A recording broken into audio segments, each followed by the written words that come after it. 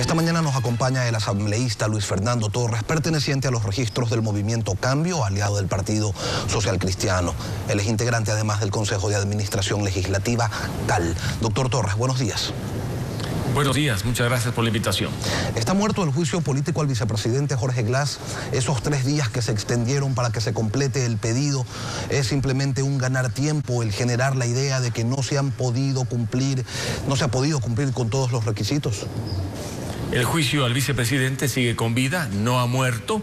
Me opuse a que se le diera un plazo de 3 días al interpelante para que presentara pruebas porque consideré que estaba completo el pedido. Sin embargo, estos 3 días han servido para que el interpelante incorpore 14 nuevas pruebas adicionales que van a servir para que la próxima semana, entre el lunes y el martes, el Consejo Administrativo de la Legislatura admita la petición. Yo no encuentro explicación alguna para que en el Consejo se inadmita, se archive. Hay un antecedente. En otros procesos de juicio político, el Consejo Administrativo de la Legislatura siempre ha admitido la petición. Donde muchas veces la petición se ha estrellado ha sido en la Comisión de Fiscalización, pero nunca en el Consejo Administrativo, que solamente debe limitarse a un análisis de las formalidades, ni siquiera de las formas, solo formalidades. Entre formas y formalidades hay una gran distancia y las formalidades reúne el pedido que se ha hecho de juicio político al vicepresidente. En el CAL dijeron que no. ¿Qué es lo que hacía falta? ¿Cuál fue el criterio utilizado para dar esos 3 días de prórroga y que se complete el pedido de juicio político? La resolución es sumamente general y allí la mayoría oficialista consideró que las pruebas debían ser precisadas debido a que en un apartado de la petición se hablaba en general de las pruebas que se presentarán y algunas de otra índole. Pero los 3 días me parece que han sido útiles para que el interpelante incorpore documentación que no incorporó al inicio, entre otras la documentación relacionada con el caso Caminosca, que por cierto se encuentra a nivel de fotocopias. Yo no tengo, por ejemplo, copias certificadas, pero esas fotocopias podrían servir como un elemento de estudio, de indicio, dentro del juicio político en contra del vicepresidente. Queremos que nos haga un alcance al tema de la utilidad de estas nuevas pruebas presentadas, porque la asambleísta de Movimiento País, Marcela Guiñaga, ayer realizó declaraciones en las que afirmaba lo siguiente. Lo invito a escucharla. El bloque el día de ayer lo discutió y estamos en la posición de que el CAL debe archivar la solicitud por no cumplir los méritos que establece la Constitución y la ley. ¿Qué tiene que ver el bloque de Movimiento País con el Consejo de Administración Legislativa? ¿No importan las pruebas que se hayan presentado, los 3 días de extensión para que se complete el pedido? ¿Ya hay una resolución de quienes también son mayoría en el CAL y entonces no hay nada más que hacer? Doctor Torres. En el escrito que ayer se nos notificó, presentado por el interpelante, por el asambleísta Roberto Gómez, aparecen 30 pruebas. 16 de ellas corresponden a las que ya fueron anunciadas, 14 vienen a ser nuevas pruebas conexas relacionadas con la petición inicial. Existe suficiente prueba para que prosiga el juicio político al vicepresidente. Pero País dice que no va a proceder. Mire, cada uno de los miembros del Consejo Administrativo de la Legislatura tiene personalidad política propia. Yo, por ejemplo, no estoy en la Asamblea gracias a que me escondieron en una lista y por votos de las organizaciones políticas que me auspiciaron, llegué. Tampoco ocurre esto con los demás miembros que llegaron a la Asamblea con votos propios.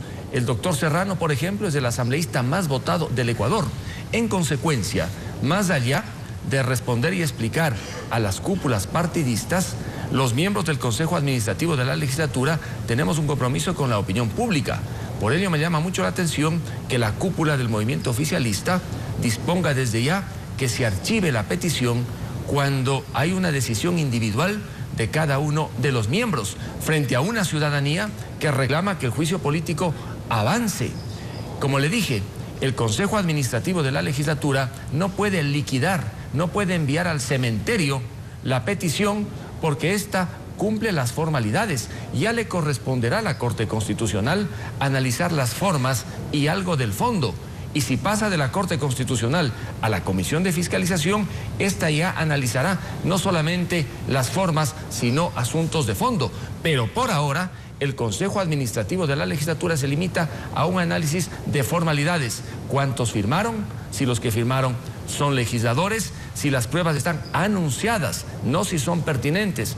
Si están anunciadas, si el formato en el que se presentó la petición es un formato que permite entender que se trata de un juicio político. Y estas formalidades reúne el pedido de juicio político al vicepresidente. Le va a hacer muy bien, no solamente a la Asamblea, sino al país, que el Consejo Administrativo de la Legislatura, como en ocasiones anteriores en otros juicios políticos, prenda la luz verde del semáforo para que la petición pase a la Corte Constitucional. No se puede enviar al cementerio un juicio político que todavía tiene vida y que debe seguir con vida hasta la Corte Constitucional, porque de lo contrario estaría la Asamblea de antemano negándose a fiscalizar y a investigar. El vicepresidente de la República ha dicho con legítima razón que él no puede responder por los actos de terceros. Él no puede responder por el señor Bravo, por el señor Capaya, que han sido sentenciados. Esa es una forma de defenderse. Sin embargo, existe también el concepto de la coautoría funcional. Esto es, que una persona que tiene funciones de control, de supervisión, así no haya metido las manos en el lodo, así no esté embarrado directamente, debe responder por lo que otros han hecho, ya que tenía funciones de control, de supervisión. Y si no ejercía debidamente esos controles, responde bajo la figura de la coautoría funcional, que es muy distinta del mal desempeño. Por allí veo que algunos se confunden y dicen, al vicepresidente no se le puede acusar por mal desempeño. No se le puede acusar por mal desempeño, pero sí por responsabilidad política derivada de la coautoría funcional, cuando otros efectivamente infringen la ley, cometen delitos, y como ha ocurrido con el señor Bravo y el famoso Capaya, inclusive tienen sentencias por cohecho, enriquecimiento ilícito y peculado. El gran debate entonces en la Asamblea será ver cómo se extrapola lo que ha ocurrido con estos sujetos condenados ya por corrupción hacia el vicepresidente por responsabilidad política bajo el concepto de coautoría funcional. De tal manera que ese debate viene después. El presidente Moreno ha dicho que se investigue todo. La oposición apunta al vicepresidente Glass, pero el vicepresidente Glass lidera el Consejo Consultivo Productivo y Tributario y ayer encabezó la sesión del Plan Nacional de Desarrollo 2017-2021. El bloque de país adelanta que ya resolvieron que no van a dar paso al juicio político y entonces algo no cuadra aquí. ¿Cómo va a haber una cirugía mayor si no se permite ni siquiera iniciar un proceso? El juicio político contra el vicepresidente de la República, Jorge Glass. Ayer, Diario El Universo reportaba sobre declaraciones del asambleísta de Alianza País, Jorge Yunda, quien había dicho que el juicio político sería una buena oportunidad para que Jorge Glass ratifique su buen nombre y no pueda hacer una especie de estigmatización que le debe afectar mucho incluso en su salud espiritual, mental y en su familia. Dijo que confiaba en el debido proceso que se estaba siguiendo y que sería el escenario para poder erradicar esa situación de descargo del vicepresidente de la República, que a su vez le pueda dejar gobernar y tener la total libertad de hacer las funciones que el presidente Moreno le ha encargado. Y acoto yo, igual tienen mayoría legislativa en la Comisión de Fiscalización y en el Pleno. ¿Cuál es el miedo? ¿Cuál es el temor de que en el juicio ocurra lo inesperado y allí las pruebas sean abrumadoras, doctor Torres? El expresidente de la República, Rafael Correa, sigue presente en la política ecuatoriana, pero ya no está omnipresente. Ya no está, digamos, vigilando y siguiendo los pasos de todos esos militantes y esas huestes que tenían que cuadrarse 3 veces al día, en la mañana, al mediodía y en la noche. Como ya no está omnipresente, sino presente a través de tweets, de mensajes, existe un ámbito de mayor libertad para que tomen las decisiones de cara a la opinión pública quienes militan en el oficialismo.